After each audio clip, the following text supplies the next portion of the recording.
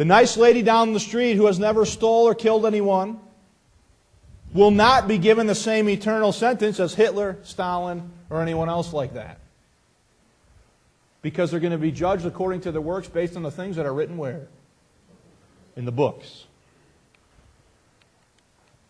People will be judged based upon the amount of light they were given. There's another principle of the judgment. Everybody always wants to say, well, what about the guy out in the jungle in the middle of nowhere who's never heard? What about him? Romans chapter 1. That the eternal power and Godhead are seen through creation so that they are without what? Excuse.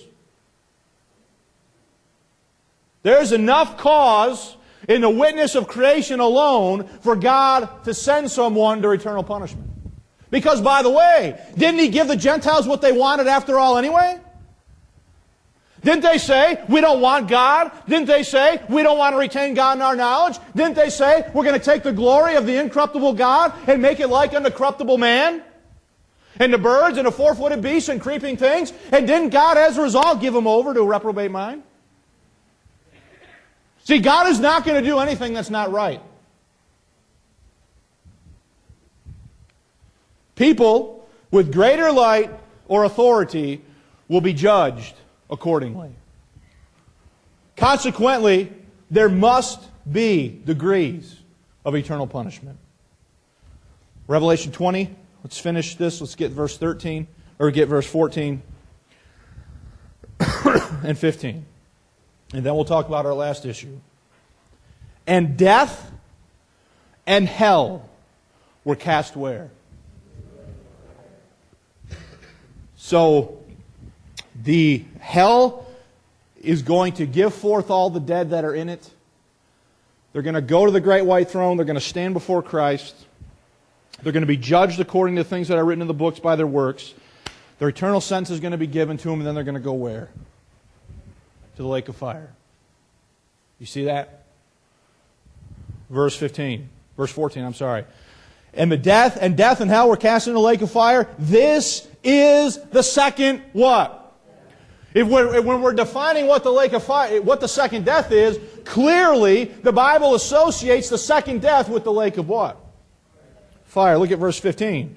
And whosoever was not found written in the book of life was cast where? Into the lake of fire. So all the inhabitants of hell will one day be cast into the lake of fire as a result of the sentence that is handed out as they are judged according to their works out of the things that are written where? In the books. Now, the last thing that we need to discuss this morning is what is the second death? The phrase second death is mentioned 4 times in the Bible, all of which are found in the book of Revelation. Come with me to Revelation chapter 2 and look at verse 11.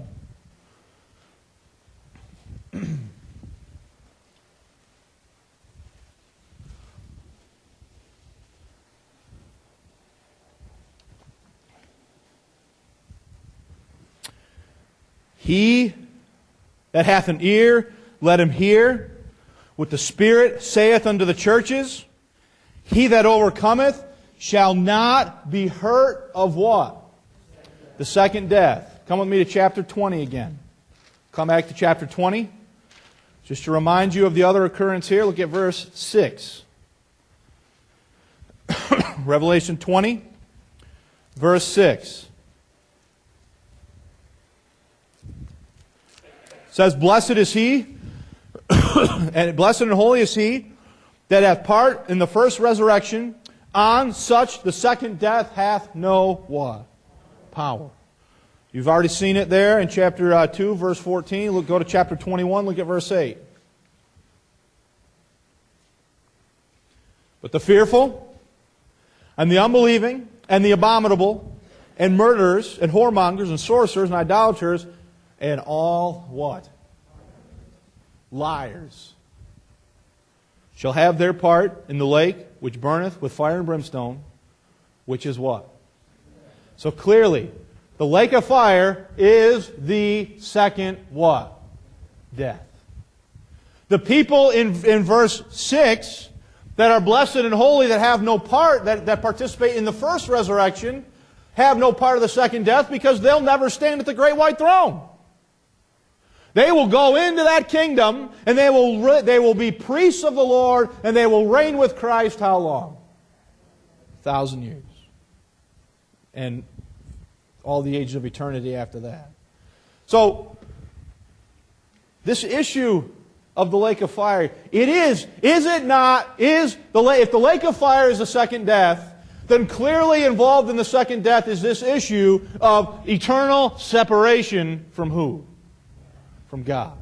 Now, there's a strong indication in the Scriptures that the second death, though, that there is more involved in the second death than just eternal separation from God. Now, I want you to come with me. I want you to get two passages. First, I want you to stick your hand in Revelation 9, and I want you to come over and get Romans chapter 1.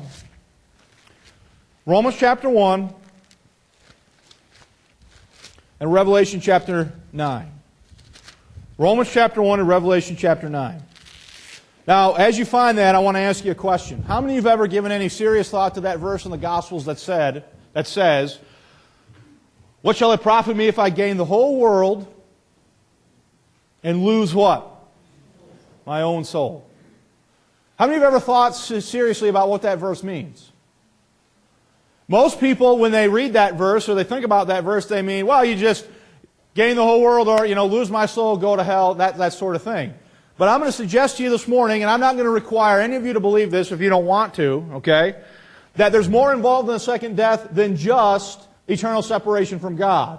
That the souls of men are so abandoned to sin and its effects as they are separated by God that there is a degenerative process that occurs in the second death.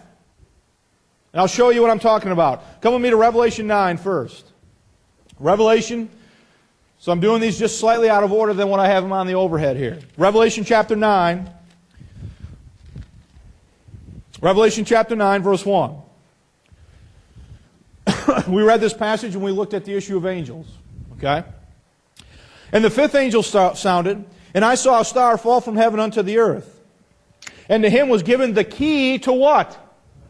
The bottomless pit. And he opened the bottomless pit, and there arose a smoke out of the pit, as the smoke of a great furnace. And the sun and the air were darkened by reason of the smoke of the pit.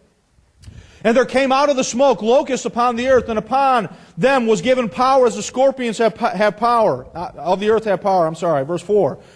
And it was commanded them that they should not hurt the grass of the earth, neither any green thing, neither any tree, but only those men which have not the seal of God on their foreheads. And to them it was given that they should kill them, and that they should be tormented 5 months, and their torment was as the torment of a scorpion when he striketh a man. Verse 6. And in those days men shall seek death, and shall not find it, and shall desire to die, and death shall flee from them.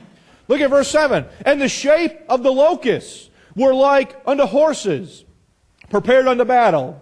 And their heads were as it were crowns like gold, and their faces were as the face of a man. And they had hair as the hair of a woman, and teeth like the teeth of a lion. And they had breastplates, of iron, and sound of their wings, so on and so forth. Verse 10, it says they had tails like unto scorpions, with stings in their tails. Now look at verse 11.